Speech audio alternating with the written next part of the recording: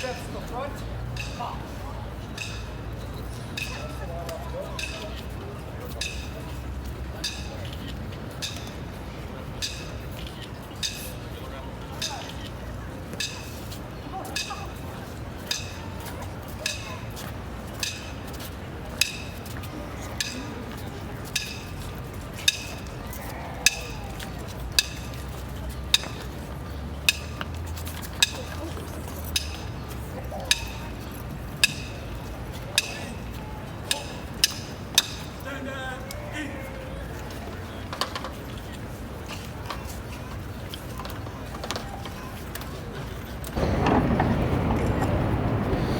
Ladies and gentlemen, we hold these truths to be self-evident, that all men are created equal, that they are endowed by their Creator with certain unalienable rights, that among these are life, liberty, and the pursuit of happiness.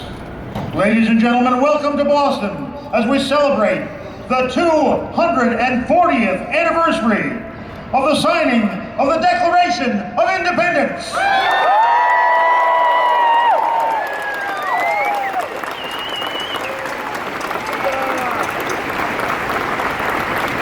How appropriate that we're here today, just outside this building, on March 5th, 1770, 5 men were among the first casualties of the battle for independence, in what would later be known as the Boston Massacre.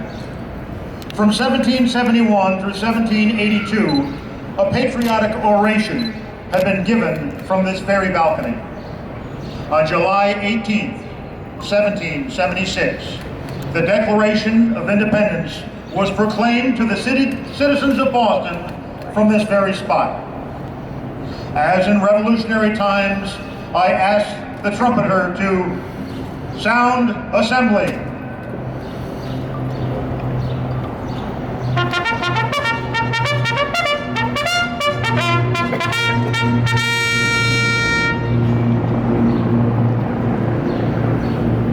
Ladies and gentlemen, I ask you to please join me now in the Pledge of Allegiance.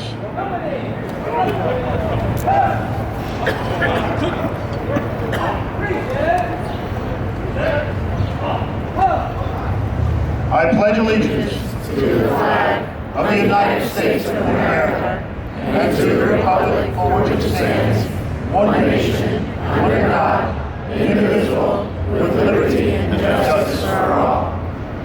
Thank you.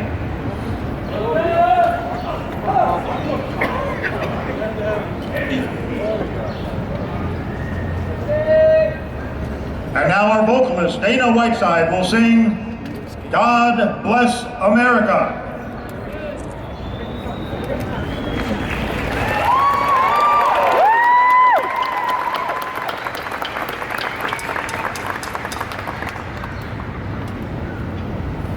While the storm clouds gather far across the sea, let us swear allegiance for a land that's free.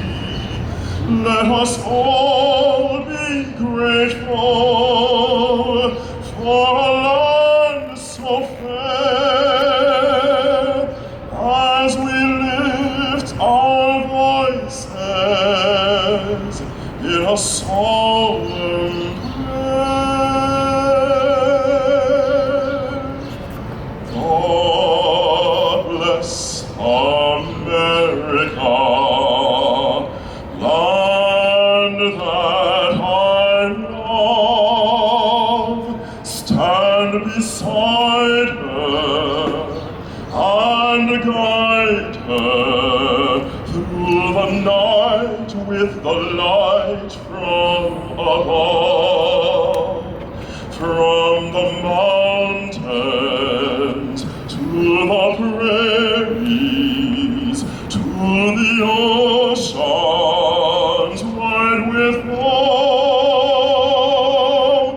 God bless America, my home. home, sweet home.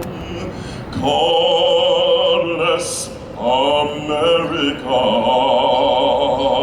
land that I love, stand beside her and guide her through the night with the light from above, from the mountains to the prairies, to the oceans wide with foam.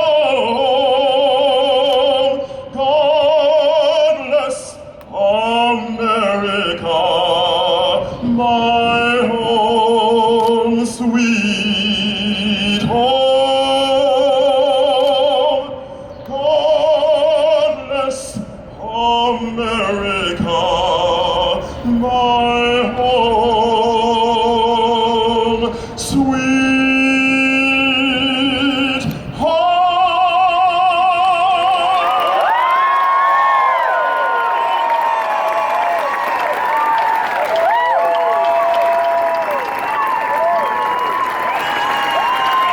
And now, Commander, Brigadier General Robert Welch, Captain Commanding of the Ancient and Honorable Artillery Company, accompanied by his staff, Lieutenant Charles McCarthy and Second Lieutenant John Walsh, will read the Declaration of Independence.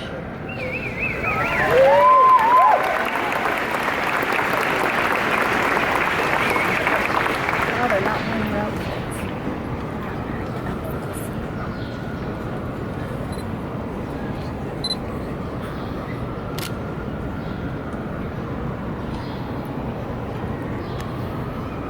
In Congress, July 4th, 1776, the unanimous declaration of the 13th United States of America.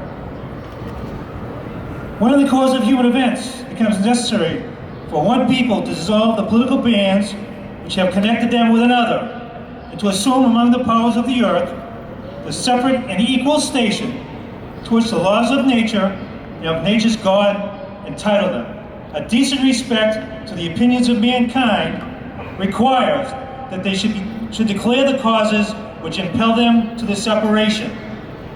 We hold these truths to be self-evident, that all men are created equal, that they're endowed by their Creator with certain unalienable rights, that among them are life, liberty, and the pursuit of happiness.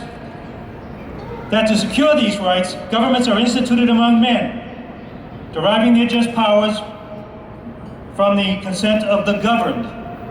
That whenever any form of government becomes destructive of these ends, it is the right of the people to alter or abolish it, and to institute new government, laying its foundation on such principles and organizing its powers in such form as to them shall seem most likely to affect their safety and happiness.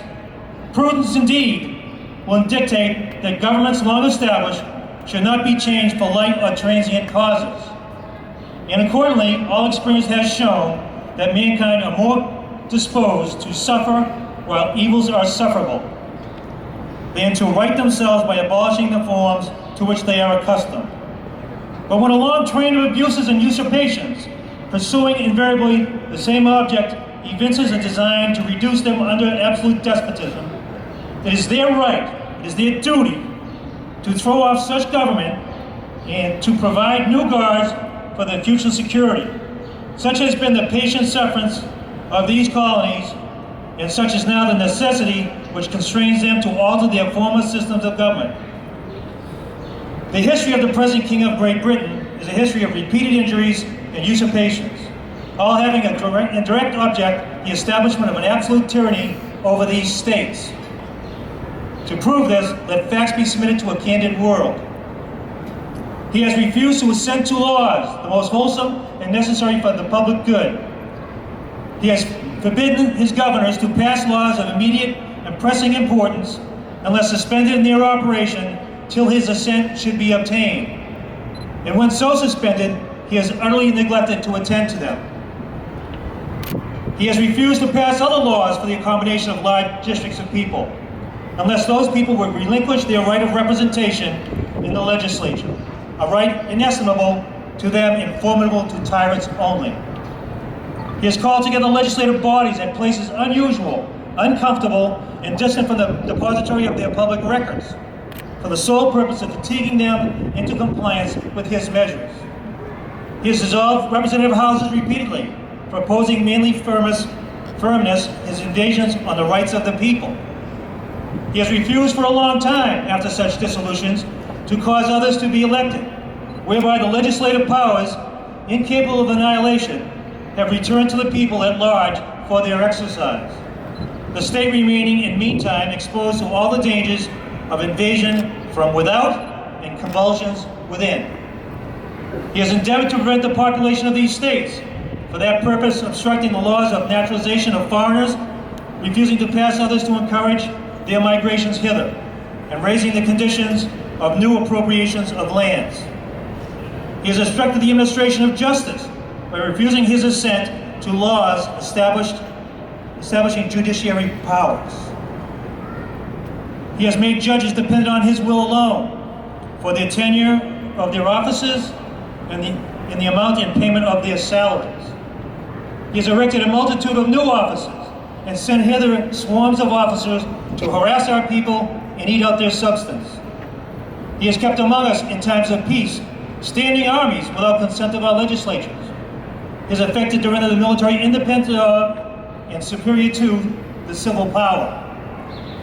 He has combined with others to subject us to a jurisdiction foreign to our Constitution and unacknowledged by our laws, giving his assent to the acts of pretended legislation, for quartering large bodies of armed troops among us, for protecting them by mock trial, from punishment for any murders which they should commit on the inhabitants of these states, for cutting off our trade with all parts of the world, for imposing taxes on us without our consent, for depriving us in many cases of the benefits of trial by jury, for transporting us beyond seas to be tried for pretended offenses, for abolishing the free system of English laws in a neighboring province, establishing therein an arbitrary government and enlarging its boundaries so as to render it all at once an example and fit instrument for introducing the same absolute rule into these colonies, for taking away our charters, abolishing our most valuable laws, and altering fundamentally the forms of our government, for suspending our own legislatures, and declaring themselves invested with power to legislate for us in all cases whatsoever. He has abdicated government here by declaring us out of his protection and waging war against us. He has plundered our seas, ravaged our coasts, burnt our towns, and destroyed the lives of our people. He is at this time transporting large armies of foreign missionaries to complete the works of death, desolation, and tyranny already begun with circumstances of cruelty and perfidy scarcely paralleled in most barbarous ages, and totally unworthy the head of a civilized nation. He has constrained our fellow citizens taken captive on the high seas to bear arms against their country, to become the executioners of their friends and brethren, or to fall themselves by their hands. He has excited domestic insurrections amongst us, and has endeavored to bring on the inhabitants of our frontiers the merciless Indian savages whose known rule of warfare is an undistinguished destruction of all ages, sexes, and conditions. In every stage of these oppressions, we have petitioned for redress in the most humble terms. Our repeated petitions have been answered only by repeated injury. A prince whose character is thus marked by every act which may define a tyrant is unfit to be the ruler of a free people. Nor have we been wanting in attentions to our British brethren. We have warned them from time to time of attempts by their legislature and unwarrantable jurisdiction over us. We have reminded them of the circumstances of our emigration and settlement here.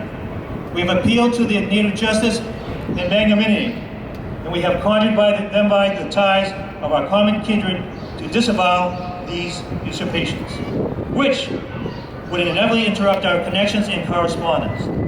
They too have been deaf to the voice of justice and consanguinity. We must, therefore, acquiesce in the necessity which denounces our separation and hold them, as we hold the rest of mankind, enemies in war, in peace friends.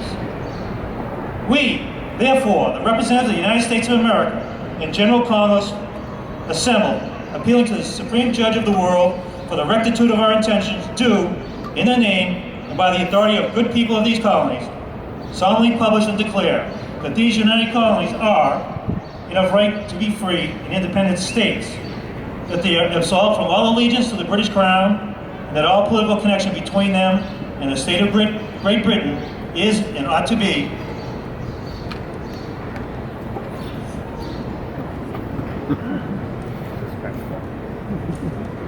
totally dissolved.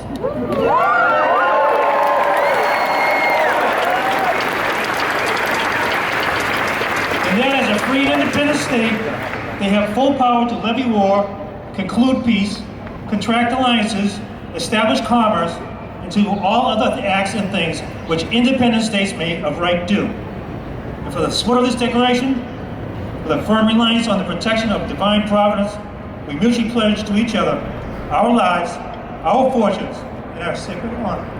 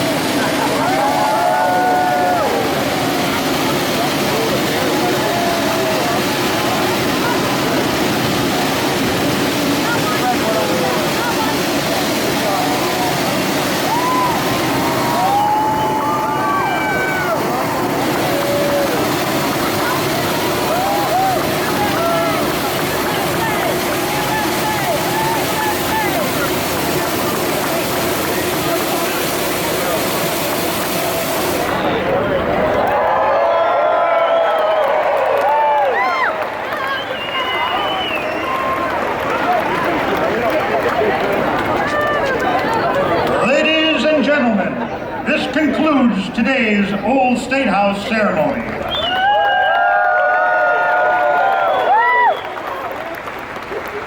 The parade will now reform and proceed to Faneuil Hall. Faneuil Hall was donated to Boston by Peter Faneuil, a wealthy American colonial merchant and philanthropist. It has hosted so many